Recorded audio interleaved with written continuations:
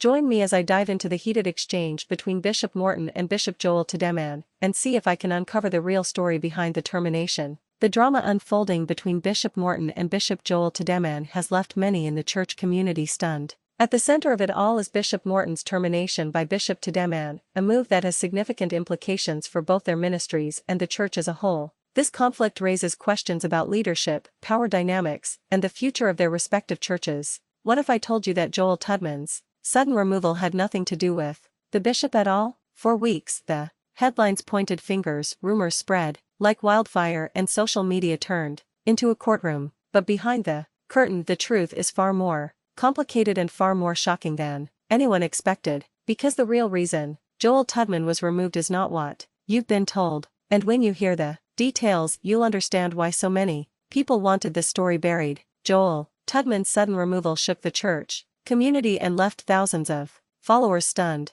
Almost overnight, whispers began to circulate, with many pointing fingers at leadership, especially the bishop. But the truth is, this situation is far from what people assumed. Behind closed doors, there were meetings, conversations, and hidden factors that most people never heard about. Today we are going to pull back the curtain and reveal the real reason Joel Tudeman was removed. And believe me, it has nothing to do with the bishop in the way people think. In fact, once the facts are laid out, you'll start to see a much deeper story, one that involves power struggles, conflicting visions, and decisions made far away from the public eye. Stay with me until the end, because the details I'm about to share will not only change the way you see this story, but they will also raise questions about how these situations are handled inside church leadership across the country. This is where it gets interesting. Before we can understand the controversy surrounding Joel Tudman's removal, we have to look back at who he was within the church and why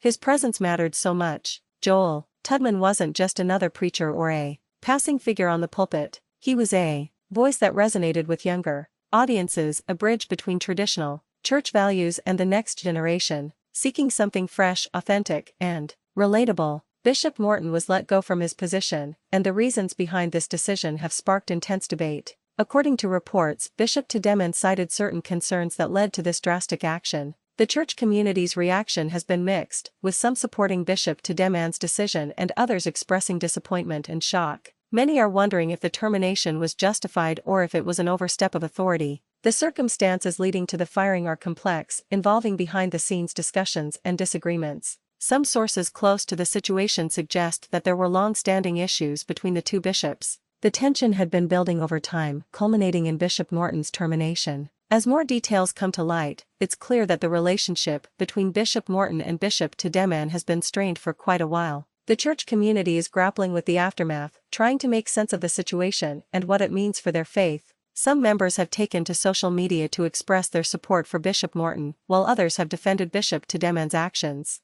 The division within the community is palpable, with many calling for unity and understanding. Bishop Morton and Bishop Tudeman have both been influential figures in their respective churches, with a long history of ministry work. Their relationship has been a significant aspect of their public personas, with many looking up to them as role models. However, it appears that their differences have finally come to a head. The events leading up to the termination have been shrouded in mystery, but it's clear that there are deep-seated issues at play. Bishop Morton's background is marked by a commitment to community outreach and social justice. He has been a vocal advocate for the marginalized and has worked tirelessly to promote equality and compassion. On the other hand, Bishop Tudeman has been known for his conservative views and emphasis on traditional values. Their contrasting perspectives have often put them at odds, and it's possible that these differences ultimately led to the termination. The tension between Bishop Morton and Bishop Tudeman has been building for months, with subtle hints of discord in their public statements. It seems that their disagreements finally boiled over, resulting in Bishop Morton's firing.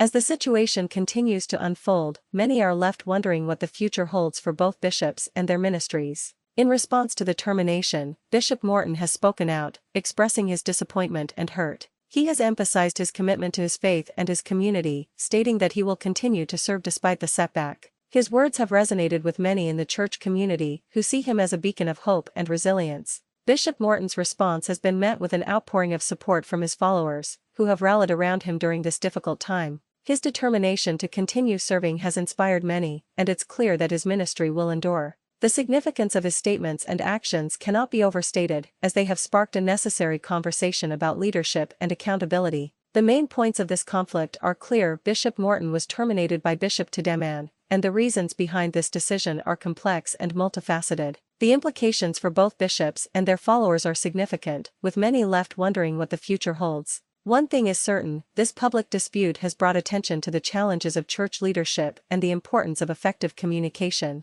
If you have any thoughts on this